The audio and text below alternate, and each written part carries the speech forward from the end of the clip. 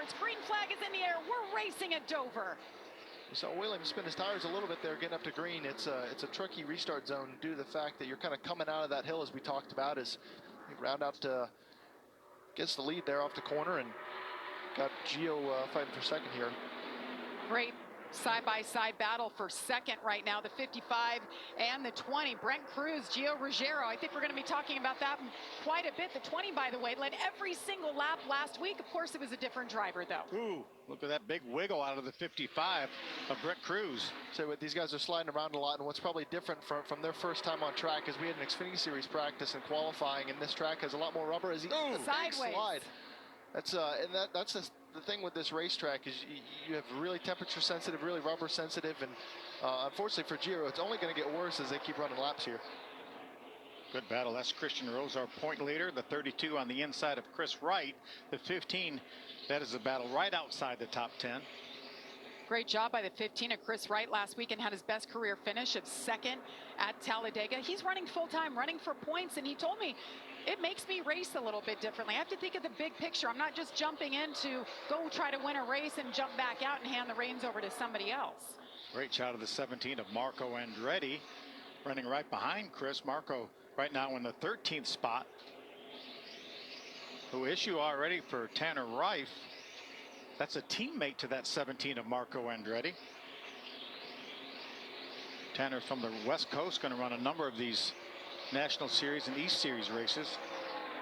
Cook Racing Technologies, they were teammates in Phoenix as well, and weird thing happened that the two cars got damaged in the hauler getting to the racetrack, so they unloaded, had a lot of issues, were behind. I think things have gone a little more smoothly for Marco Andretti so far today.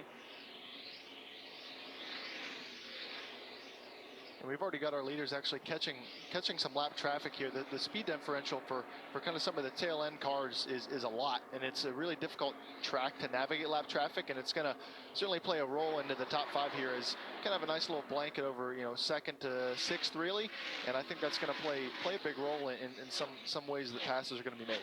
One thing I was really happy to see when practice started, when you had faster cars going around slower cars, they were able to use that second lane and make some good time here. It wasn't like there's only rubber on the bottom. They can use that second lane just like they're doing right there. See what happened here to Tanner Reif, the 42.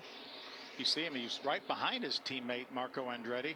Yeah, and you were talking about being able to use the second lane. Well, unfortunately, he was about in the third, and no one's been up there probably since the Cup race here 365 days ago. So not a lot of grip, and obviously a bit of damage there. He's on pit road. And this racetrack is a little bit different than a lot of racetracks we go to.